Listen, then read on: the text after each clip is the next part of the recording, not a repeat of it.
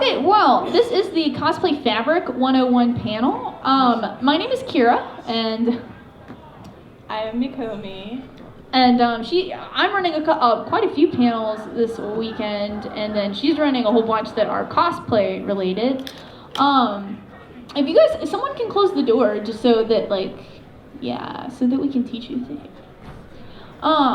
So we talked about doing a panel like this quite a while ago. We first ran it at ConTiCon this past year for those of you guys who were there, because we found out that there's really not a lot of panels that discuss fabric, and honestly, fabric is such an important part of making a cosplay. Who would have known? A lot of cosplay tutorials that we found were like wig styling and how to get just into it in general. So we wanted to have a specific fabric, just like one-on-one and question and answer panel for those of you who are just starting to sew. And you can go to the next slide. Okay, so again, you're probably here because you're looking for fabric to cosplay for, and we just want to be able to tell you what you can do that's affordable to you, because not everyone has the funds to buy 100% silk that's like $30 a yard. So if you're making an Elsa like she is out of silk, not everyone can do that. So maybe you need to find something else like a polyester, and we'll get into those. So we'll just give you some tips so that you can save the most money. And just what kind of material you need. There is nothing worse than, and I've done this, buying a material that I can't work with because it's too difficult for me. I am a very, very beginner sewer. So if I buy like a stretch fabric that is super thick and hard to sew, it's gonna really suck for me. So we just wanted to save you guys that pain. So did you have anything to say before? Next slide. I need to kind of plug my company. Oh, here you go. Oh yeah. And just so you know, we actually do have some qualifications to lead a panel on this. I'm actually a sponsored cosplayer, and I'm sponsored by a fabric company, and I specifically make costumes for them and stuff. So I do a lot of bodysuits and superhero stuff, and I've done some things for film and TV on occasion. And You do have a slide about that. I do have a slide? Yeah, after mine. Oh, I haven't. You do, a whole slide about it. I haven't led this in like 6 months. I know, don't it's remember been since when. Conti. That was 6 months ago. Wow. But I totally forgot we did this. Okay, so as she said, we're not just sitting here that we don't know anything. That's me holding Yaya Han's pattern from Jo-Ann Fabric, because I've been a worker at Jo-Ann Fabrics for about 1.5 years now. And when I first started, I'm a beginner sewer, but it's amazing how working there and feeling different fabrics and talking to different people and cutting different fabrics to see what frays, what doesn't, really helps you learn a whole lot, even though I'm not crazy great at sewing. And I'll be able to help you with any questions you may have about prices, or because sometimes when you walk into a Jo-Ann Fabric or even a Hobby Lobby or whatever you have around here, it's extremely overwhelming, isn't it?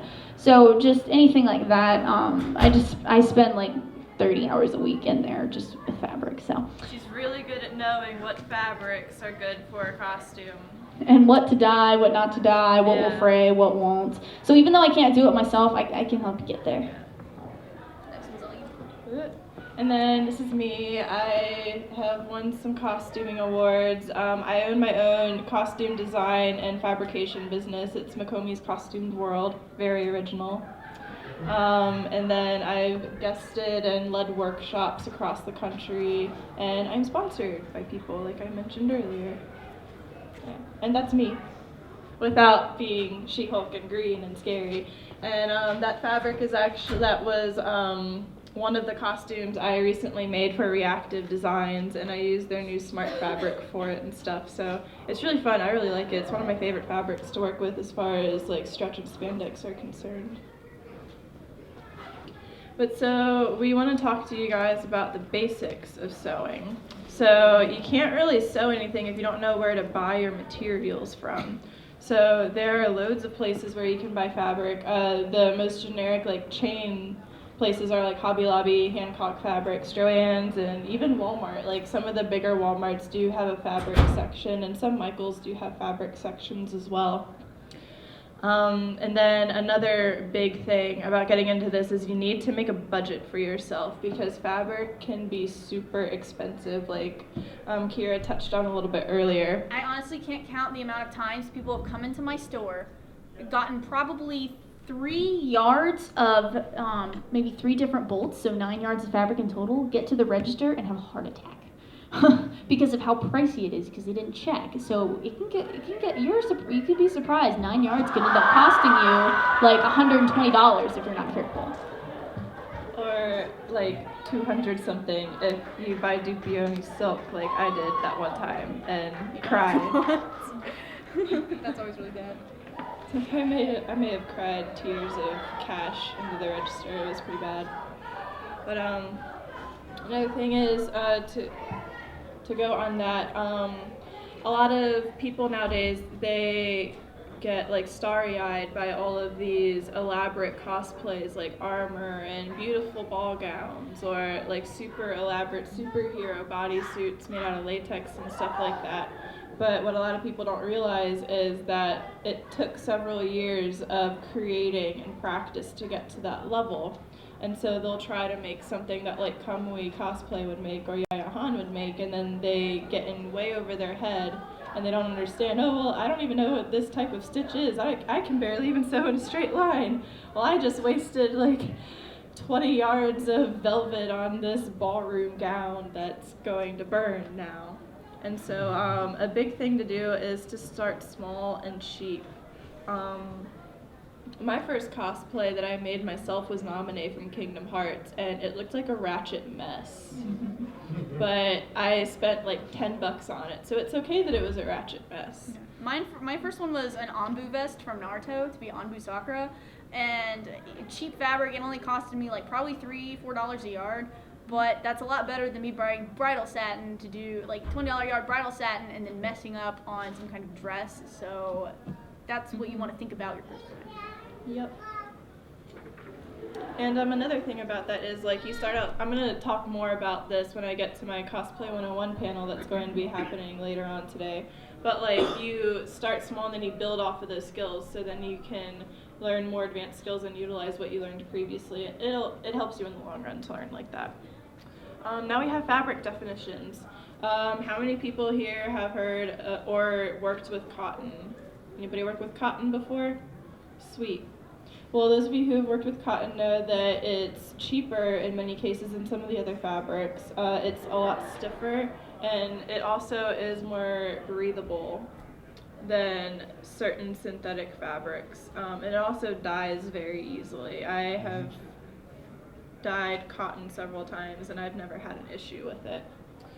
I really like using it for like SCA type costuming and like medieval style stuff because you can actually see the fabric weave, and it just looks more period appropriate for like 17th century and like earlier stuff.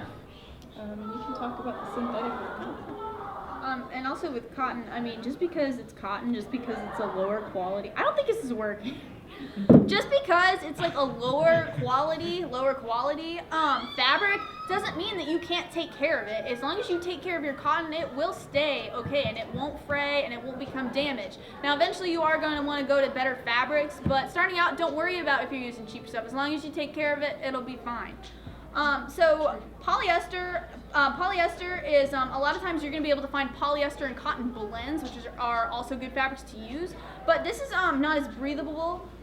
It's sleeker, stretchier. A lot of polyesters are good for like she has. Like if people want to make a dance suit, I normally tell them to go to our polyester section where we have dance fabrics. And we have just the stretchy knits, because that's what you're going to want, something sleek and something shiny. But it's also used in blanket fleece too. So like polyester isn't just sleek and shiny, it's also can be in your blanket or in your pants. Wow, that sounded really bad, but you get what I'm saying. And polyester is also used in a lot of special occasion, like formal fabrics that you would see like on the bridal satin and whatnot. And we're going to talk about that more. Yeah, most of those are 100%, so. Yeah. And then we have nylon. Oh, nylon? Yeah. I can go nylon. What a lot of people come in Joann's for nylon for is to make like windbreaker, either pants or a jacket. A lot of people come in and get it because it's like, you know how tents are that very slick water resistant fabric? A lot of nylon is like that, and you can also buy nylon thread that's also slicker as well. So this could be, I don't know necessarily cosplay what this could be used for, but like if you had a cosplay that was a flag and you knew it was going to be outside and you didn't want it to get messed up, nylon is a very good fabric to use because it's used for a lot of outdoor items. So that nylon is not very popular, but if you need something more waterproof, you can go with that. And then we have spandex, which is kind of my thing. It's extremely movable and stretchy, and it's used commonly in performance fabrics. Basically, if it's like what a lot of people don't understand is that they think that any stretch fabric is like a spandex fabric. That's not true. Like there are multiple different types of stretch fabric. Spandex is normally the more durable option for your stretch fabrics, especially if you get like 100% spandex or something like that. I really, really like it. A lot of people also get nervous about working with spandex because of the stretch factor. A lot of people get intimidated by it. I got intimidated for my first bodysuit and I put it off for like a few years, but then when I finally got around to doing it, I was like, oh hey, this is actually really easy. This is great. I love it. And so like once you get the hang of working within the different stitches you need to use with spandex and stretchy materials, it actually, you can make some pretty simple costumes that look pretty good. Everything. Miss Marvel was her first one, and that came out amazing for like the first time doing that. So. Okay, so how to read a bolt. This is something that people come into. All right, does anyone know what a bolt of fabric is? Most people don't, and that's okay. This is why I'm here. So a bolt of fabric is a piece of cardboard, and the fabric's going to be wrapped around it. Now on the label, it's going to tell you everything you're going to need to know. 100% cotton, if it's a cotton and polyester blend, the washing instructions, and it's also going to tell you how wide the fabric is. Because obviously we don't cut squares out of fabric, we just roll it out and we cut long ways. So you're going to have to make sure that whatever is listed on your pattern or your tutorial, you're going to have to make sure you check the bolt and see, this tutorial says I need something 54 inches wide. I better not go with something that's only 42 inches wide or I'm not going to have enough. So this is something that's really important to just make sure you know, because a lot of the times, unfortunately, especially at Walmart, people won't tell you. They'll just like cut your fabric and you're good to go. So please save yourself money and time by reading what is on the labels. It's actually way more important than you think. Yeah, for instance, I'm working on Frozen Fever Elsa. I was actually going to have it done for this con, and then my husband got pneumonia, and I had to take care of him and stuff, because, you know, real life priorities and whatnot. And I made the entire dress, like the actual dress part, not the cape, and I made the dress and the bodice actually out of the Dupioni silk. And I use the Disney pattern for it and everything, just because I don't really make a lot of formal wear. I'm more so like, I make suits of armor out of leather, and I do like the bodysuits. Like this is my first time ever making a formal gown, and I figured, why not? So I was looking on the pattern, and it called for fabric that had a bolt width of 54 inches. And I'm like, okay, well, it's not going to be too hard to find. It's a pretty common bolt width for special occasion fabrics like satin and stuff. But they didn't have the color of like satin or taffeta that I wanted, and I didn't feel like dyeing it. So, because I have issues dyeing synthetics for some reason, it's just I'm not good at it. And then they had Dupioni silk, and I had a 60% off coupon. I'm like, I wanted to work with this for a while, and I can just make the dye myself. It's not going to be that hard because it's a natural fiber, so it dyes easier.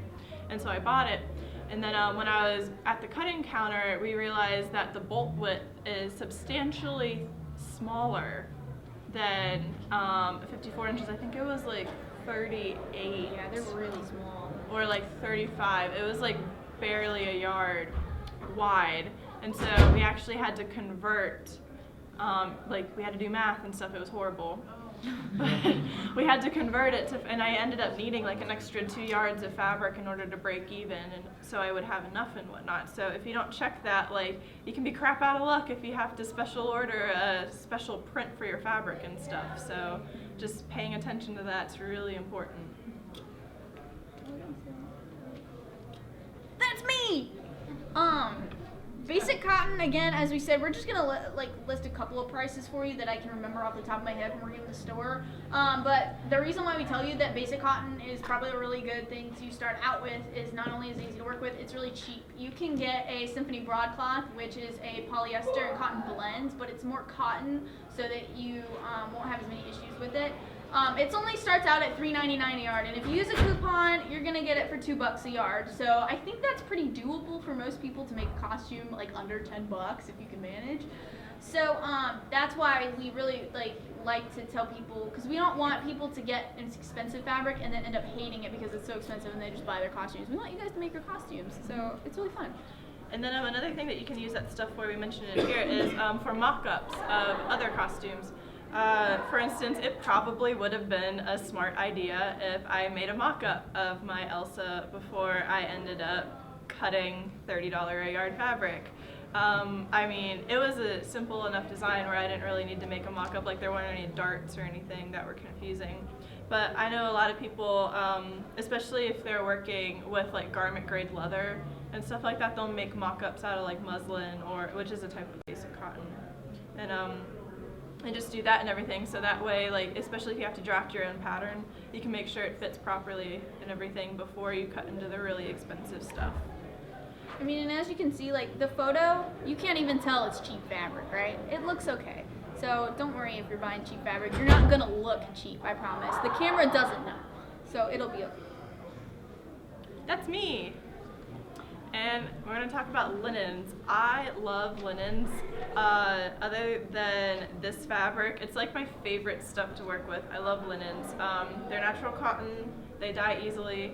They're about medium price. They normally range from like $8 to $17 a yard, depending on how thick a linen you get.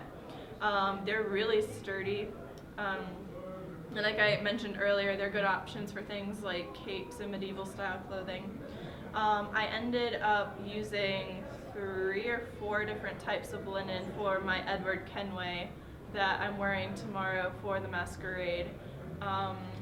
So pretty good quality. One of the things I really like about them, like I mentioned before, you can actually like see the weave lines and everything in the fabric, and that's specifically why they're so good for medieval style costuming, because the fabric back then, like, they didn't have the machines and computers that we have now to make the fabric like super smooth and everything. Like, you could actually see noticeable weaves and everything, and so like linen has that, and it's one of the few modern fabrics that's not a pain to work with, that actually has that type of texture and whatnot. Also really good for Jedi robes. A lot of people come in from the 501st and then they wanting to make Jedi, and I'm like, go to the linen section, man. I actually had someone come in the other day. He was wanting to make a Jedi costume. I said, I have people from the 501st one all the time. He pulled up his shirt and he had a giant 501st tattoo right here. So I was like, linen section, man, like that's perfect for Jedi robes. So. And I'm actually going to be making a costume for the 501st, so I can finally join this coming year, and I'm going to be hitting up that linen section pretty hardcore. What you making? I'm making Juno Eclipse. So I'm making something for my husband as well, but for Juno I'm not going to be using that. I'm going to be using different material, but for his, I'm going to be using that or monk's cloth, depending on my budget. But another good thing about it is it weathers really, really well, as I'm sure that you can tell, because Borderlands is basically, I'm going to look as ratchet as possible and also as colorful as possible. It takes burn marks very well, which is very good for weathering. I do a lot of armor work other than this type stuff, and so I like to do a lot of scorch marks on whatever I make. And a lot of fabrics, like, they don't necessarily burn properly, like they'll melt and whatnot, and it doesn't look like how I would want a burn mark to look on fabric. And linen burns very well. I actually did some burn marks on this on the white shirt, and then it takes to paint very well. It's very porous in comparison to other types of fabric. And so like for Borderlands weathering specifically, you use a lot of acrylic or fabric paint. And so it takes it very well and it'll hold it in very well. And it's also machine washable, which is pretty cool. Bottom weights and denims. I'll take a little bit of this one. This is personally my favorite type of fabric. I almost like to describe it as the cotton or polyester that is thicker and better quality. So once you're done messing around with the cottons, you can easily go to bottom weights and necks. It's a little heavier, a little more high quality, and it's going to last you a little bit longer. Because as you see with the Asuka outfit that I have, that light blue schoolgirl outfit, that was made with cotton. It lasted me a couple years. But this outfit that was made by her was made with a bottom weight suiting material. So it's a lot higher quality. I can tell it's going to last a lot longer. So you'll definitely want to move actually straight to bottom weights. And from there, honestly, it's good enough quality that that's what you can normally use. Perfect for schoolgirl outfits, I would say. And like this is a bottom weight right here, easy. So that's what I would say. Yeah, and another thing, they're also, denim and bottom weight are so easy to work with. Like, I'm surprised at how, like, when I first started working with them, like, I was surprised at how easy it was to work with them. Especially with denim, you don't even really need to pin it together when you're getting ready to, like, sew your initial seam in, because it'll just stick to itself. Like, I mean, if you're a newer sewer and still getting used to using a machine, yeah, you probably should pin it. But like, it's not a necessity with that fabric, so that's really nice. They also tend to like be very sturdy. Like, they don't really fray like some of the other fabrics. Like, sometimes when you're working with a lower quality cotton polyester blend, polyester frays like crazy and stuff. So like, those materials, like, you basically have to serge and finish all of your seams or French seam them, and that's a pain. I don't like French seams, so. It also doesn't wrinkle as easy, which is nice, because my Asuka dress, it's cotton, would wrinkle so badly. I had to iron it every con I go to. My Nagisa dress, I almost never have to iron it. So these are really cheap too. You can get these as low as $5.99 a yard, but be careful, because the real high quality ones are like $15 a yard. So be careful with that. And I will say I did use the higher quality one for this one, but couponing, $14 a yard. Yeah. And that's me again. And performance and stretch fabrics. A lot of them are synthetic, so they're more difficult to dye. Depending on the stretch fabric, it varies on how slippery it is when sewing. Has anybody here actually worked with stretch fabric? Okay, so you guys know that if you have like that really thin lycra, it'll like slide all over the place, and you're just happy if you have it within like a ½ inch of where your initial seam is supposed to be, because it goes everywhere. Even if you pin it, like, there's nothing you can do basically. Yeah? The more pins you put in the slippery fabric, the better it's working. You just gotta put pins in like every 2 inches. Oh yeah, and it keep the sucks. slippery fabric from moving. Yeah, that's the worst part for sewing for me, is pinning. And I actually used lycra for this, and that was a pain in the butt, and I'm never using lycra again for this type of bodysuit. But something else about stretch fabrics, they don't fray, so that's a plus. They are also medium to a high price range. I don't think I've ever actually found a stretch fabric that's cheaper than like $12 a yard. I mean, obviously if it's on sale it'll be cheaper or something like that, but they normally range anywhere from like $12 to like $30 a yard. This type fabric that my sponsors make is actually like, it's a smart fabric, so they use it in a lot of like medical rehabilitation stuff. It has like actual metal fibers woven into it. It's really cool. It does like thermoregulation and stuff. And this is normally like a $17 to $25 a yard fabric type and everything, but it's like thicker, and so it's easier to work with. I think the thicker performance and stretch fabrics are easier to work with because they slip less, or at least the ones I've worked with have. Plus you don't have to line them. Yeah. Like that's only one layer of fabric. And I have a black bra underneath too. And it's amazing. It's just, we don't have fabric like that at Joann's, I will tell you that. We may have gotten a bolt or so, but good luck, because it's like $34 a yard. So, but I mean, hey, it'll save you time lining it. Yeah, white particular for stretch fabrics is very tricky because a lot of whites are not as opaque as they look on the bolt. I have a friend that wanted to make a white Superman, and he had some issues in a certain male area. I'm just going to leave it at that. So you have to be really careful and very picky when buying your white stretch fabrics. Blacks, not so much. It's the lighter colors of the spectrum that you need to worry about. Other than my fabric sponsors, good places to purchase stretch fabrics are Spandex World. They are online, but they have like an actual store in New York City. You can also go to fabric districts in different large cities, like LA has a fabric district, Atlanta. They have specialty shops where they actually will focus on certain types of fabric, and they'll be higher production grade than what most cosplayers would use. So if you wanted to do like a screen accurate something, it might be worth the road trip to go to a fabric district for something if you were already planning on going like top of the line for it. Now I will say, Joann's in the spring is supposed to be getting a cosplay section and collection. This is all because of Yaya Han. They actually announced this at New York Comic Con.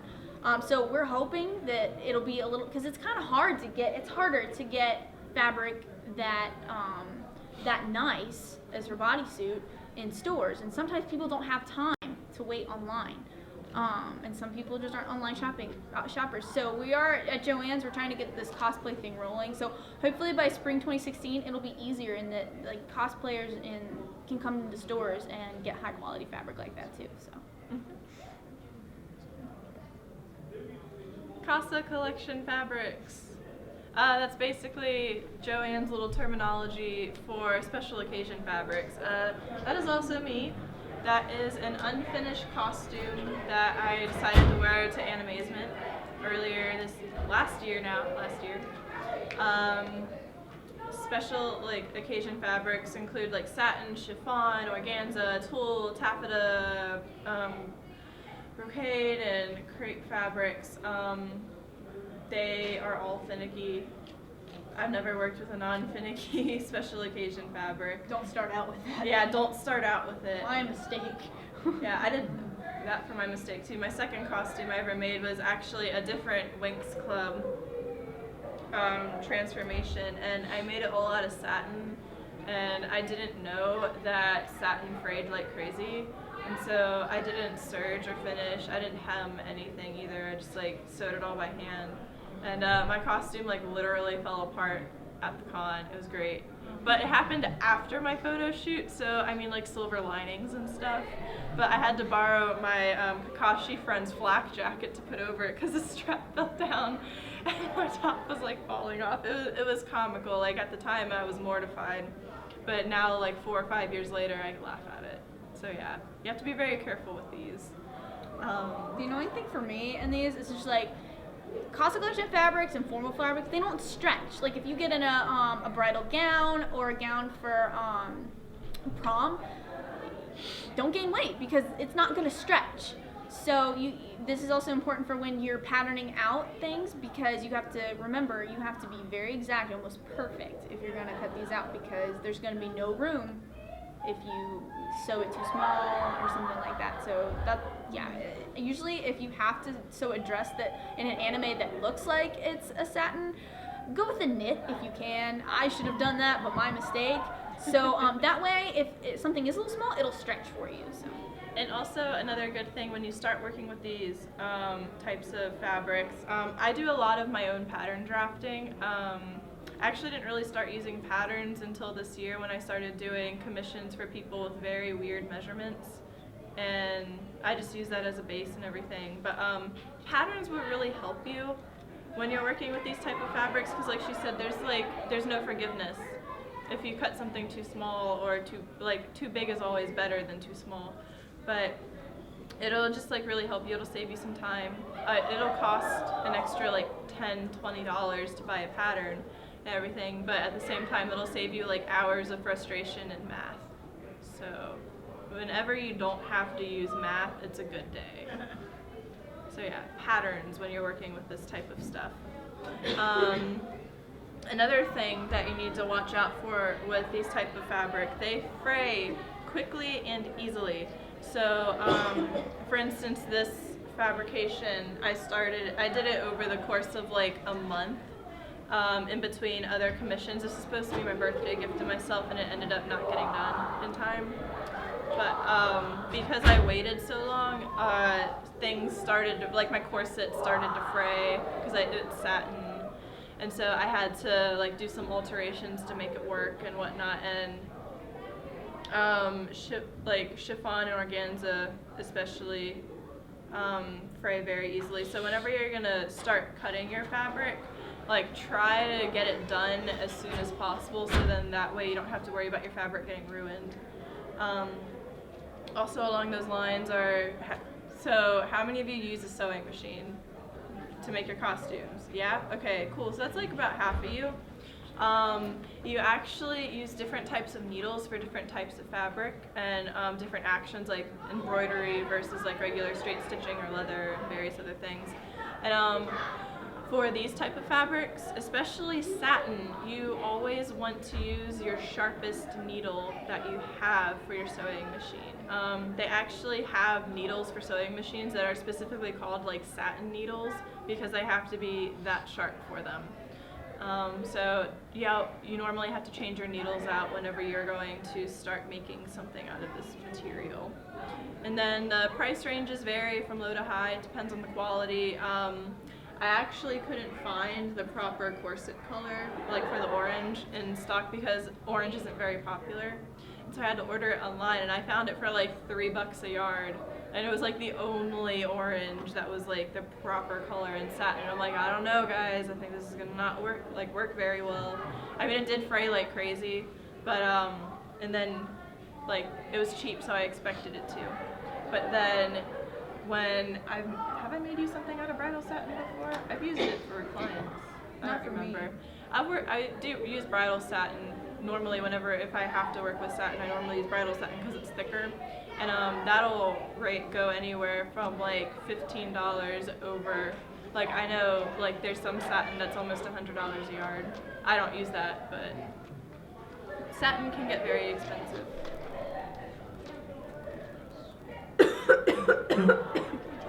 Okay, velvet. She's having a heart attack. So velvet was something that I first started working. There must be a Hitalia panel or something. It has to be some kind of or stuff. Oh, it's that free. makes a lot of sense. It's free. Okay. So anyway, Of course it's free. velvet was something that I first started working with. If you guys saw our first slide, we were Miku and Luca. But Christmas Miku and Luca, this was last year Ichiban Con, and we were in the masquerade and everything. Well, that was really one of the I think that was the second or third costume I had ever made by myself. And we used stretch velvet so that it would just make our bodies more flattering. The form fitting. Exactly. So this was very difficult for me to work with because velvet is slippery, it's thick, it's got little tiny bristles on it to make it soft like it is. So this is really difficult. You can do it if you're a beginner. I didn't. I don't recommend it. Like, save yourself a little bit of heartache and trouble. There's a bit of trial and error in seam ripping. It really was a lot of seam ripping. Yeah. I tried velvet for the first time a few days ago, and it frayed like crazy. Yeah, and it depends on it too. Like, I was making a new dress that I'm gonna wear Sunday. But it frayed so much I ended up scrapping it and starting over, scrapping it, and then I ended up getting a whole new fabric. what we do at Joann's, the stretch velvet doesn't fray as much, but the velvet that's like $30 a yard that's The stable, royal plush velvet. Yeah, and you probably noticed this, when we cut it, we don't cut it down the entire bolt. What we do is we make a snip and we rip it on the seam. That way it doesn't fray, because if you cut velvet just normally down, it's gonna fray. So if you need just a little piece, cut it and just rip it. You're not gonna mess it up, so that's what we do, and it helps a lot. So it saves you a lot of time.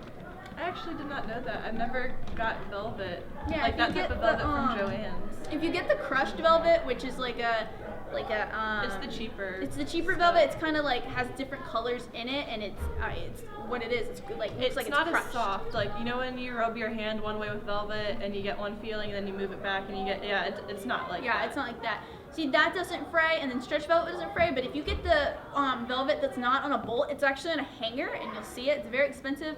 That's how we'll cut it. Is we'll snip it and we'll rip it so that it won't be it won't fray. Also, pinking shears. Pinking shears, for those of you who don't know, they are the scissors that are zigzag, so that when you cut, it makes a zigzag. That's gonna help you for it not to fray, so that because it's on a different piece of thread, that's gonna help it not fray as well. So you might want to buy those. Yeah, and you also can use those shears for different fabrics like silk and satin and whatnot. And brocade. And brocade.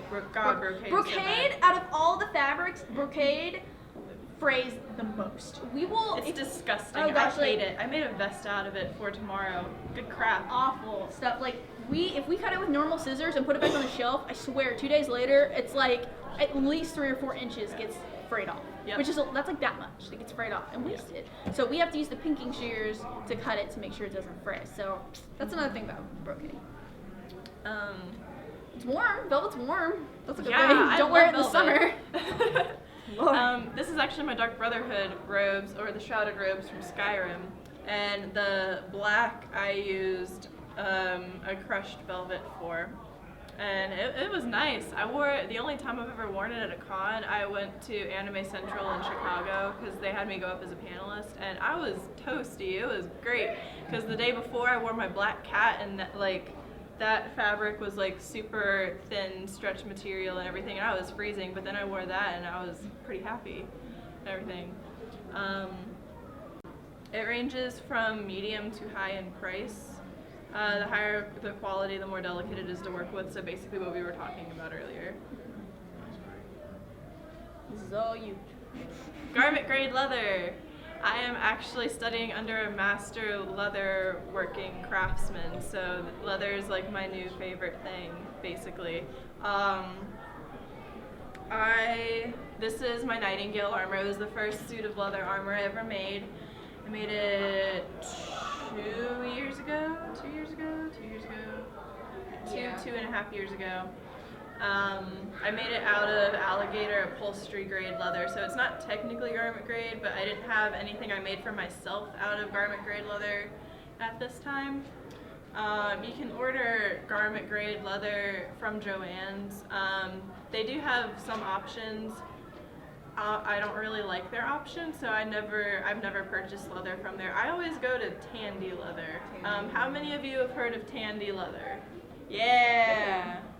Okay, it's like my favorite store. Like Joann's used to be my favorite store, and then I started learning how to do leather work, and that changed like literally as soon as I walked through the door. Like, it's amazing. Yeah, Joann's, like, the only leather we carry is like little strands of leather for crafts. It's 100%. See, people mix up 100% leather with a vinyl. And people come in, so they're like, I want to make a leather coat. Or this is what they say. They say, I want to make a 100% leather coat. Or I want to cover my couch in 100% leather. No one does that. What they do is they do vinyl that looks like leather. So don't go to Joann's and think, oh, I'm working with 100% leather. You're not. You're working with a vinyl. It's a very big difference. Yeah. Like, for instance, garment grade, like a whole hide, like a whole cow, is like $300. Vinyl yard is like 20. Yeah. There's a bit of a difference. Yeah. By a bit, I mean like $200 of a difference. It's pretty noticeable. You can use garment grade leather in all kinds of things. I've used it for medieval and barbarian costumes. For certain armors, you can actually use it, like for the light armors. Like, for instance, how many of you played Skyrim? Skyrim's like my favorite thing ever. Thieves Guild armor. Garment grade would be good for that, for like the actual base and like the pants, and then you could use like 6-ounce veg tan cow for like the other like shoulder bits. And I actually have a leather working in armor panel tomorrow, so if you want to learn more about that panel. But you can also make like certain accessories out of it. I don't suggest using it for belts or anything like that, like you normally want to use like a thicker leather for that. But you can do like little, for instance, on my Kenway vest, I have little straps that go down like that, because his has straps that go down like that. and I just like cut them into strips and then I riveted them down. So you can do things like that. You can make little hair accessories with them, bracelets, different things. Leather is expensive. Leather is very expensive. And you also need specialty equipment to work with and tool it. This is more so for the other types of leather, like the upholstery and then the like saddle grade and oiled leather and stuff like that. But for garment grade leather, you generally speaking don't want to use a regular sewing machine. You can. It's just a lot of the newer sewing machines, the internal gears and stuff aren't metal anymore so much. A lot of them are made out of plastic. And leather is very tough to sew through because you're literally sewing through like animal skin that's been preserved. And so like it'll really grate on your internal gears in your sewing machine. So like prolonged usage will cause your sewing machine to break. It'll destroy it. Yeah, some cheap sewing machines can actually handle it, so you won't have to buy like a $900 leather sewing machine. There's this one Brother sewing machine. The master I study under, he has 2 of them. He got them on sale for $20 at Black Friday, and we've made like 10 suits of armor on those things, and they haven't broken yet. But like I tried to sew like a little tiny piece like that big on my sewing machine, which is like a much nicer like Singer that can do like embroidery and all this other like fancy schmancy stuff that I rarely use, and it'll just like crap out on me in like less than 30 seconds and be like, nope, I'm just gonna jam. So yeah, you need to like have a proper sewing machine. Another thing you can do for people that make leather corsets and stuff, I know a lot of people will actually awl out each individual hole and then hand lace it, and awl is like a elongated pick, and you just like hammer it in, and then you get the holes that you're gonna put your needle through, and then you like do like a whip stitch or a lock stitch or something like that.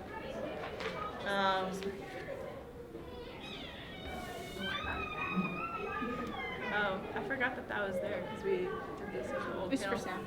Okay. Don't pay attention to that last bullet point because I haven't changed this, and the last con we ran this at, I had a panel at 5 on leather. Yeah, and that's basically our slideshow. Yeah. Does anyone have any questions they want to ask us? Yeah. Hinata? You're Hinata, right? Yes, I was talking to you. So I'm really, really new to sewing machine. Like, just the other night, I finally learned how to actually use it and fix the upper and lower threadings, because if one was working, the other wouldn't. So I finally fixed it, and that's why I showed this, because I fixed my chest binder, and I was so proud because it was the first stitch I'd ever successfully done. So I was gonna, like, it's really stretchy fabric. It's like polyester and spandex, I think. But what are some tips you would have for dealing with fabrics? Because I'm trying to make a calico circle skirt, but I'm really kind of struggling with getting the pattern done and stuff. But like fabric-wise, what would be the best way to sew it? Did you say calico? Yeah, it's like I could show you the picture. Yeah, for sure. Oh, give me a minute on that. Because Calico is like one of the brands that we have at Joanne. People get the character cotton, like Star Wars and stuff, to make the circle skirts. So it might be the same stuff at Joanne, if I'm not mistaken. I'm making this.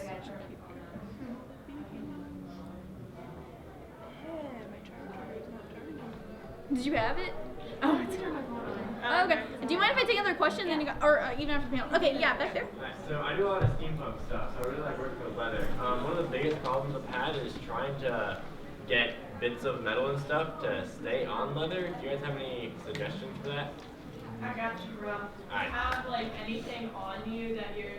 Come here.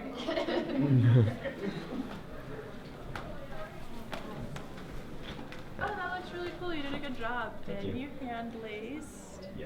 Good job. This is the first thing I made. Oh, very cool. Well, you're using a really thin metal. Is that brass? That's copper. This Copper? is brass. Okay. Well, you did it correct. Yeah. You riveted it through and everything. Now for this, I just use super glue. Would there be something better to use for that, or this one? There's actually a glue that's called. Have you used leather glue before?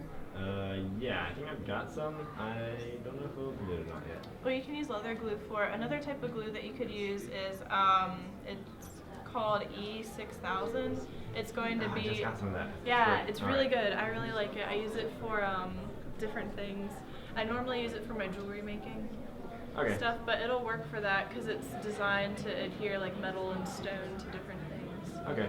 Which we also sell at Joann's in the glue aisle. And you can use a 50% off coupon. Yeah.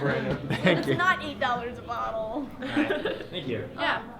Yeah, okay, bring it to us. It's really pretty.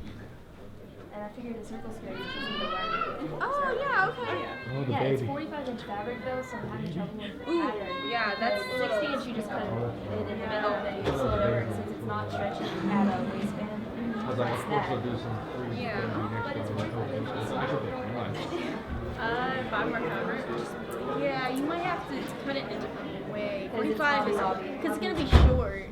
Oh yeah, we worked it out where, I worked it out where, like, I can see how it needs to be done just because I'm so inexperienced. I don't know how to do it. What you can do is just 3 yards. I counted for the lack of 3 yards. It's a giant thing. I'm like, I'm gonna try to do Okay, she's gonna. If you wanna go with the If anyone else has any questions, you guys can come to us after the panel if you want, or out loud, or